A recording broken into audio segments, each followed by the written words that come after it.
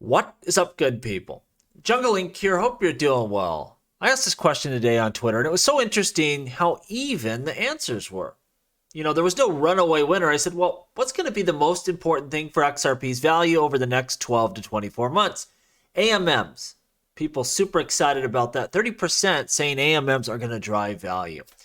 I'm not so sure in the short term. I think long term, this is going to be a monster. We're going to circle back to that here in a little bit. Ripple IPO. We don't even know if that's going to happen for sure. I think it will soon enough, but 21% of the people thought, a Ripple IPO, that's going to be our bull run moment. The Bitcoin halving, essentially where we're looking at for this space to really go on a massive growth phase as it has in the past, about 17%, still a strong showing. And lastly, ODL growth. We don't know for sure, I guess, if ODL is going to grow, but it always does year over year, massive growth.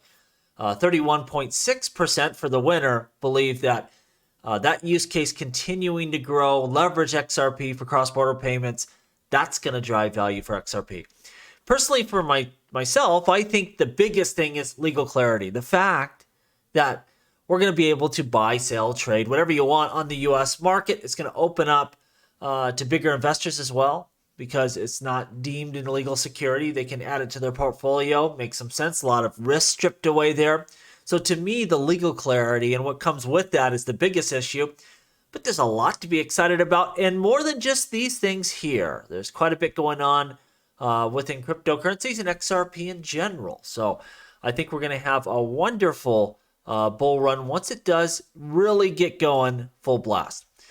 Saw this article, XRP News, uncertainty prevails as SEC gears up for potential appeal. Now, I don't want to sugarcoat it. We would like this to fully go away and to settle out and not have to hear about it anymore. But there's not a lot of uncertainty here. The rule of the land is XRP is not a security. And for our purposes, as XRP investors and users, that's all we need. Game over. We get the trade. We win. SEC loses. Get out of our way. This next bull run is ours. So understand that, yes, it does still have looming risk. It will have some effect, but not a whole lot. We are going to be trading XRP in the US and globally, and no one's going to stop that. And I think anything we can take away from the last bull run, XRP's resilience, the fact that the United States could not stop it. Yeah, they were able to stop it from trading in the US, was still a top cryptocurrency, had lots of volume globally, and that's what you want from crypto networks.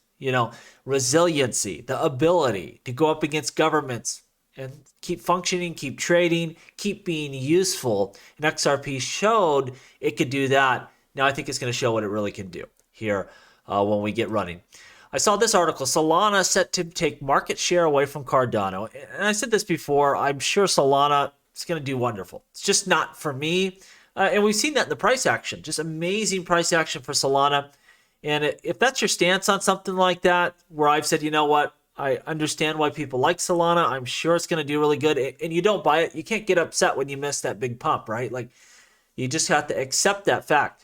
But I don't think it's going to take any market share away from Cardano at all. In my mind, Solana's ultimate value is probably going to be a scaling solution for Ethereum. It's probably going to be integrated in there, and that's going to be really what it does.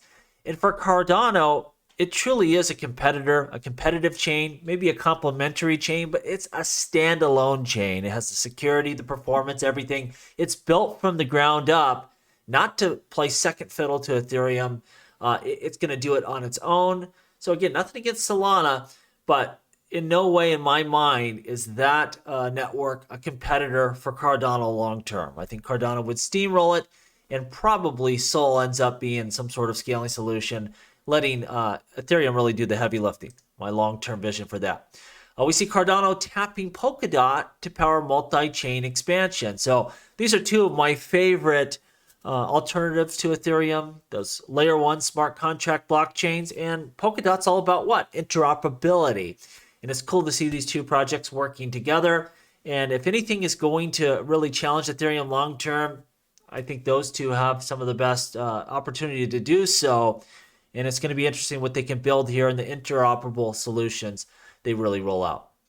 I keep saying this, massive calamity, BlackRock, the US government, blah, blah, blah. They're going to kill Bitcoin. They're going to kill crypto. They can't. That's the whole point of this endeavor. If they had the ability to kill crypto, then it has no value. The fact that, crypto's global, it's decentralized, and nobody can kill it. Yeah, governments can set you back. They can kill the value a little bit. We've seen that in Bitcoin the millions of times.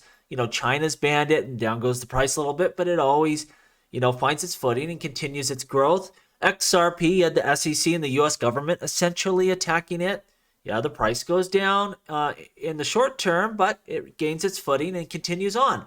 Governments, massive corporations, they either have to bend the knee and go along with us here, or they're going to get run over. There is no killing crypto, and that's the whole point of this exercise. Last thing I want to go over, this is an interesting post by Ripple introducing Ripple payments. As Crypto Eddie told us, it's not going to be on-demand liquidity anymore. If you remember, first we were XRapid, then ODL, now it's just Ripple payments. That's their software suite. And I have also highlighted here, you see they're still looking at FIs, but they make SMEs such a big part of what they're doing. That's their focus right now. And I think it makes a lot of sense. We saw with MoneyGram. They're not ready for some of that stuff, but they can use SMEs today and do a lot of good work with XRP, cross-border payments, bringing down those costs, bringing down that settlement time, not having the pre-fund accounts. SMEs is where it's at right now for them. And then lastly, the really interesting part, and that ties back into AMM's integration with the XRP ledger DEX. I've been saying for so long, the DEX is the most amazing part of the XRP ledger, that decentralized exchange that's built into. It's not an addition. It's not like Uniswap where it's built on top of Ethereum. It's built into the DNA of the XRP ledger. With the pathfinding and everything else, it was so far ahead of its time. And for the longest time, people told me, that's a dead feature. No one cares about it. No, this is going to be the lifeblood of this blockchain. And they're going to do some really powerful stuff. And I think once you add AMM capability to the chain here, it's going to open up long-term. Again, I'm more of a long-term on that. It's going to build up a lot of applications, a lot of on-chain liquidity, and I think it's going to make all the difference. And the fact that you have not someone using the DEX just to trade dummy tokens, like someone leveraging that liquidity for institutional use cases, I think that's what's most exciting. We're really going to use this feature set for practical purposes. It's going to make all the difference in the world. Let me know what you think down below. Make sure you subscribe. Only 40% of the people watching my videos are subscribed. Check right now. Take a look at it. Are you subscribed or not? And as always, please subscribe. Please like. As always, the revolution will be televised right here on Jungle Link.